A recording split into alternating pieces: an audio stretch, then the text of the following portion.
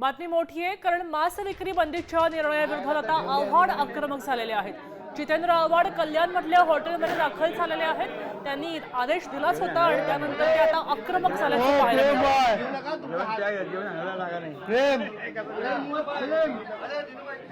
प्रेम हाय कुठे तू?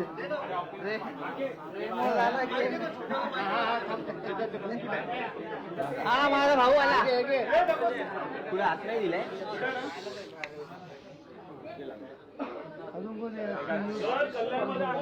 तिकडे ठेवलाय का? कोणाकडे?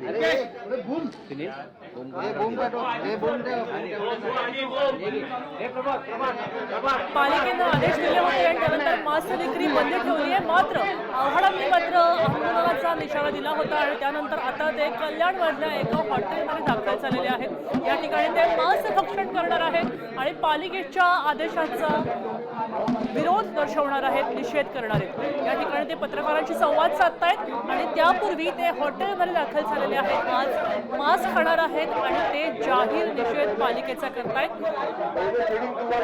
पालिकेने सांगितलेल्या आदेशांचं पालन करणार नाही असं आव्हाड म्हणाले होते आणि त्यानंतर आज आपले शब्द खरे करण्यासाठी कल्याणमधल्या एका हॉटेलमध्ये आव्हाड दाखल झालेले आहेत।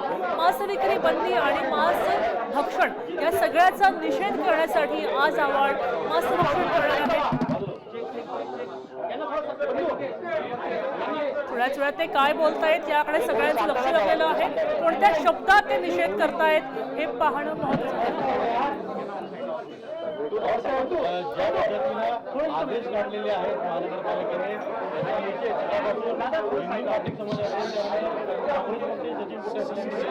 आपण मटन पार्टी करायला आलेला आहे।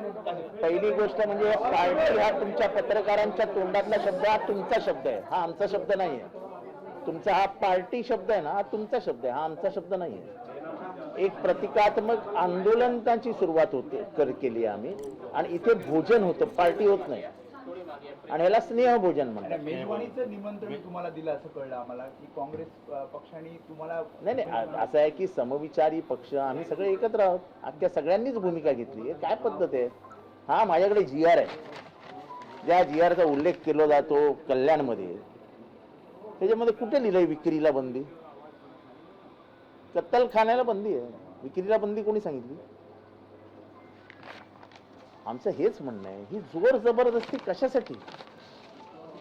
स्वातंत्र्याचा आनंद घेण्यासाठी म्हणून स्वातंत्र्य दिवस आहे ना। भूखमारी से आजादी, अत्याचार से आजादी, मनुवाद से आजादी, हे काय कसलं? हे मांसाहार विरुद्ध शाकाहार ही लढाई लावून द्यायची?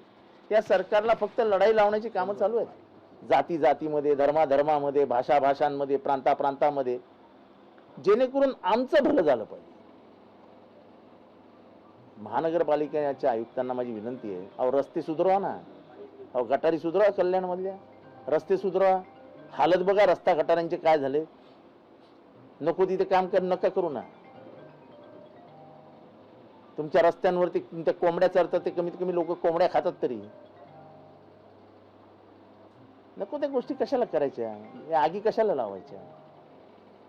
आणि शासनाने देखील ह्याच्याकडे दुर्लक्ष करणं हा शासनाचाच प्लॅन असतो। हा जो काय मराठी विरुद्ध अमराठी हा वाद कशासाठी? राजकारण, निवडणुका। हा वाद कशासाठी? राजकारण, निवडणुका। सगळं निवडणुका ठेवूनच आपण जर करणार असू तर कशालाच अर्थ राहिला नाही। 15 ऑगस्ट आहे, या देशाला स्वातंत्र्य मिळालं, पारतंत्र्यातनं बाहेर आलो आपण। ही कुठलं नवीन राज्य व्यवस्था आली की तू लोकांच्या तोंडालाच कुलूप लावायची व्यवस्था करण्यात येते? म्हणून आम्ही सगळ्या समविचारी पक्षांनी एकमेकांशी बोलून ठरवलं की हेला जुमानायचंच नाही, हे वाढत जाणार आहे। माझ्या मित्रांनी सचिननी बरोबर उदाहरण दिलं की उत्तर कोरियाचा जो अध्यक्ष आहे किम जॉंग, आता isakal.com आहे देशातील नंबर 1 ची मराठी न्यूज वेबसाईट। प्रत्येक अपडेटसाठी isakal.com ला नक्की भेट द्या।